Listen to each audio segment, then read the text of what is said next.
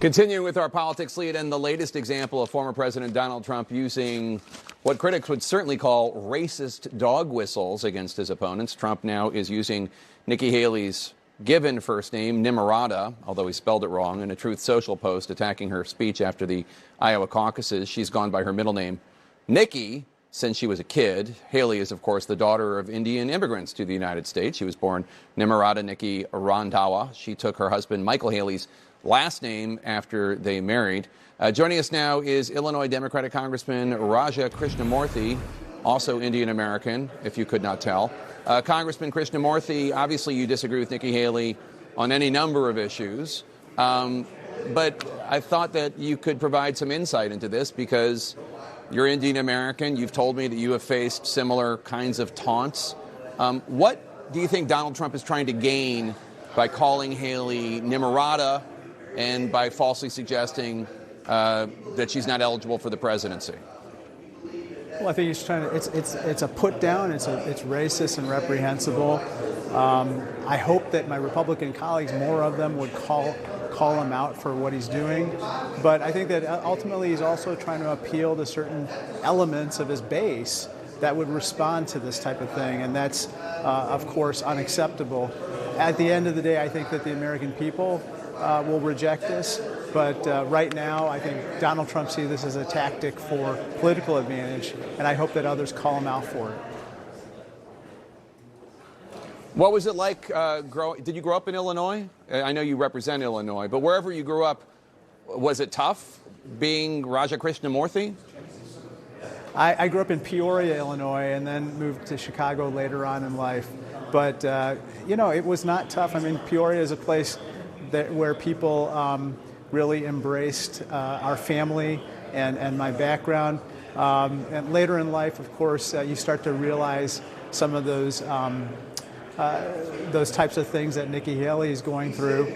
But you also get a sense of humor dealing with it. When I introduced myself in Chicago, I said, "Hi, my name is Raja Krishnamoorthi," and the person said, "Roger Christian Murphy, nice to meet you." So that's the type of thing that happens often too. But what Donald Trump did, of course, the intentional denigration of someone based on their ethnicity, I mean, that's very hurtful, obviously, and something that we all have to call out, even though we may not be of the same political party. Trump also is pushing this falsehood that Haley is ineligible to run for president, supposedly because her parents, who are immigrants from India, were not U.S. citizens at the time she was born. That's crap. It's not true. Haley was born in Bamberg, South Carolina. She's a U.S. citizen. She's completely eligible for the presidency. And this is not unlike when Donald Trump first really, in the modern era, burst onto the political scene by pushing this racist lie that Barack Obama was not eligible because Barack Obama was born in Africa, which is obviously not true. That's exactly right. And he's done the same thing with Kamala Harris as well. And there's some weird political theory in certain extreme right-wing circles that you can't be a natural-born citizen, even if you're born on American soil, to immigrants. And that is just unacceptable. But all that being said, I think Donald Trump knows exactly what he's doing. He knows that what he's saying is false, but he's trying to both put her down and trying to curry favor with this white supremacist base, which I think, again, most Americans would reject. So I have you on the show often to talk about legislation, and you work hand in hand with a number of Republicans on legislation. You're very bipartisan. You have to be because Republicans are in the majority. But even when you were in the majority, you also worked with Republicans. What do they tell you behind the scenes about why they don't call this out? I think some of them are fearful. I think that they fear that going after Donald Trump will invite a counterattack and then problems with their base. I think others are cynical about it too. I think they know that other folks will call him out for it, people like Mitt Romney and so forth, and they don't need to. And I wish that more of them would, because this type of thing, as you know, is dangerous for our democracy, and it sometimes results even in violence.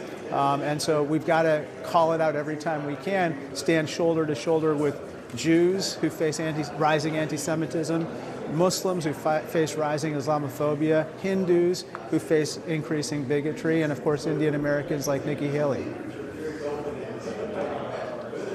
CNN's Manu Raju is reporting that Trump might try to scuttle this possible compromise bill on immigration. There's this big effort in the Senate to come up with a compromise in immigration, which actually would be, I think, more conservative legislation than I've ever seen Democrats get behind before when it comes to immigration. And some Republicans in the Senate are saying, you know, take the deal. But Trump rallying against it, et cetera, do you think that there's any chance this is actually going to happen?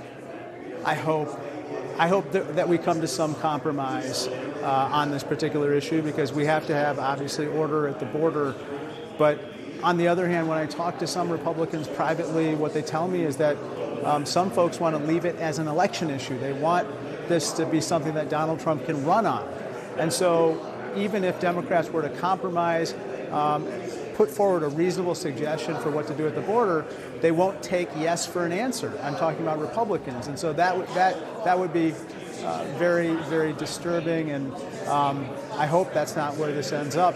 Because, as you know, Ukrainian aid is also in the balance. So is aid for Israel. So is aid for the Gaza Strip. All right, Congressman Raja Krishnamoorthi of Illinois, thank you so much, sir. Appreciate it. Thank you so much.